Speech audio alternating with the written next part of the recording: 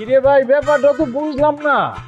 হয় আমাকে ভিতরে ঢুকতে দাও, আর নাইলে মরিয়ম বিবিরে আইসা এইখানে দাঁড়াইতে দাও। কি রে তোরা কি টিকিট সিস্টেম করছস? ভিতরে কি এমন জিনিস আছে যা টিকিট করে দেখুন লাগবো? একদম ঠিকই কাম করছে।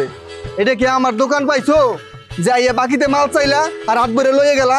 এই দোকান থেকে নাকি কিসের জন্য গেন্দা বাড়াইতে? হ্যাঁ কি জন্য আছে? এই জন্য যারা সুযোগ পাইছে। আইছি তোমাকে শরম দিতে, যাতে আমার বাকি টাকাটা তুলতে পারি। দেখছো ওর কথা শুনছ? হ্যাঁ সুযোগ পেয়েছে খুব বারবার চাই। এই তোর বাপ তো এরকম খাইস্টা ছিল না। এ বাজান এই ভরা মুজে সেমন কেরফা করিস না তো। হ্যাঁ তোর টাকা পয়সা যা পাওয়ার আছে আমি দিয়ে দিব। তুমি দেবা তো খালা? আর রিস্ক আমার, আমি দিলাম। এই সুমনদা, চাষি যেহেতু রিস্ক নিছে, তুমি থামো। ওই মিয়া, ঠিক আছে। কি হইলো? স্যার কিন্তু ক্রাউড চেঁচামেচি একদম পছন্দ করে না। এটা স্যারের স্বাস্থ্যের জন্য ক্ষতি আছে। স্যারের অনুমতি না পেলে আমি আপনাদেরকে ভিতরে প্রবেশ করতে দিতে পারবো না। তোমারে কইছিলাম না আমি, হ্যাঁ যে নতুন মেহমান দেখতে যাবো, একটা মিষ্টি কিনে আলো। একটা মিষ্টি কিনে আনলে ওর মুখের মধ্যে কপাট করে একটা ঢুকাই দিতাম, তাহলে এটা একটা শ্বশুর করে আমাকে যাইতে দিত।